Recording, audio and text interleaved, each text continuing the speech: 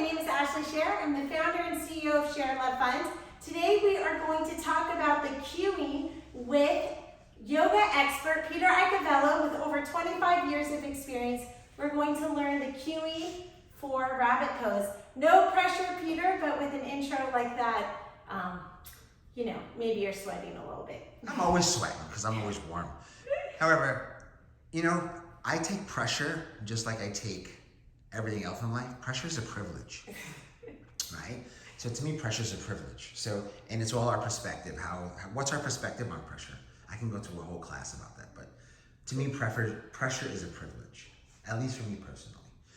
So from here, Ashley, as we demonstrate hare pose, right, or rabbit pose, we did the anatomy, so that's in another video. So we're gonna just explain the cues to get into this pose.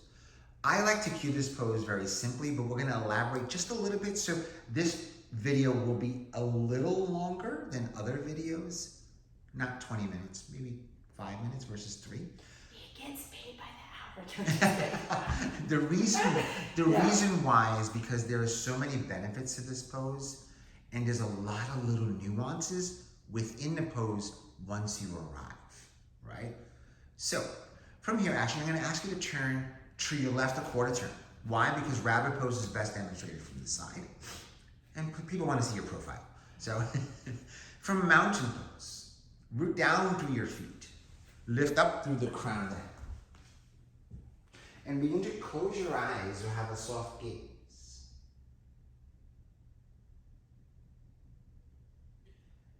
And just notice how you feel.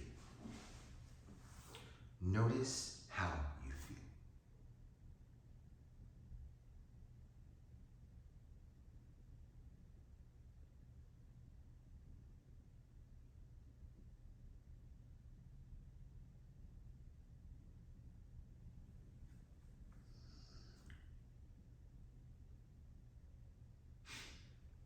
So as we begin our journey into rabbit pose or Sasangasana, there are other names, but this is the name that I prefer to use. Sasa, S-A-S-A, Angasana.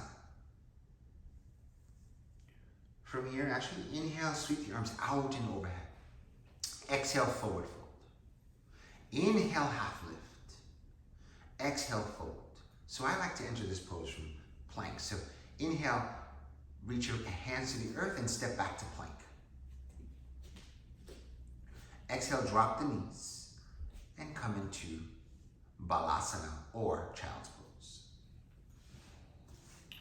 So from child's pose, this is the best way for me personally that I like to enter rabbit pose. Some people enter rabbit pose from simply go into it from tabletop as well.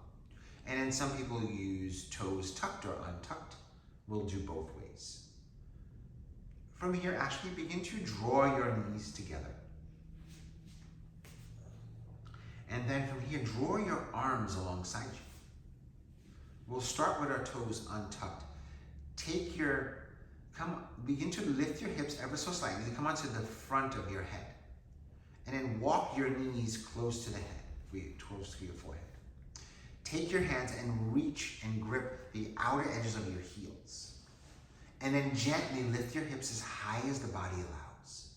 Ideally, we stack the hips over the knees. But we go as far as the body allows. So like ideally the hips would be like this, but I don't have that flexibility, but that's the idea. So let's talk about that very quickly.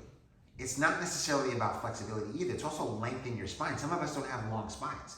Some of us have short torsos or short hamstrings. So not every person would be able to stack their hips over their knees because anatomically, our bodies just can't get there because of the way we're built. So just know that bones and structure of our body make a difference. And then if we do have the length, sometimes the muscles just don't want to respond. So understand that. So walk your forehead towards your knees to close that gap just a bit more. Beautiful. Put about 10% of energy on your forehead and most of the energy as you engage your core. Pull the belly in. Imagine somebody is pulling that belly in for you. And hug the thighs in towards one another. and then find your breath. Take about 3 to 5 breaths in this pose. Sasangasana, rabbit pose, or hare pose. One more breath, inhale. As you exhale, gently draw your knees apart and come into child's pose. And rest in your child's pose, rest.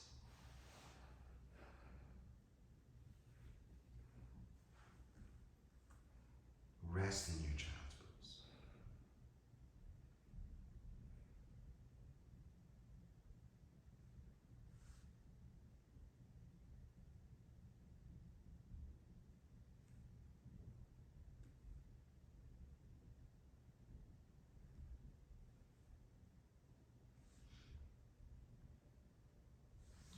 Now from here, inhale, slide the hands beneath the shoulders. Press yourself up into tabletop. Exhale, downward facing dog. Inhale, step your feet towards your hands. Come to a forward fold. Inhale, half lift. Hands to shins. Exhale, mountain pose. Peter, thank you so much for walking us through the cueing. I wanted to say one of the reasons why I love doing these cueing videos instead of just writing out the cues, which you also have the written out cues in your RYT 300 yoga teacher training materials. But by doing the video, we are giving you a sense of the timing for the cues. So we could say, for example, to cue out of rabbit pose or hare pose, which by the way, that's also really nice. Like cues aren't just for getting into a pose, but it's a two-way street. Like we need to make a round trip here. So if you get a student into a pose, how are you going to get them out? Think of it's really important to think about cueing as the full circle, going into the pose and coming out. But for example, when Peter kindly cued us out of rabbit pose into child's pose, he kept me there for a while.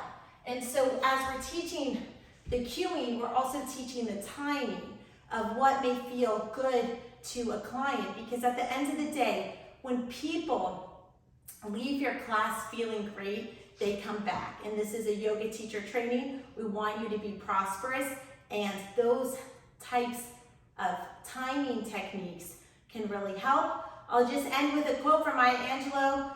She said something, and I may misquote it a little bit, but she said, in the end, people won't remember what you said or what you did, but they will remember how you made them feel. So go forth, prosper, make people feel great as yoga teachers, and have a blessed day. Namaste. Namaste.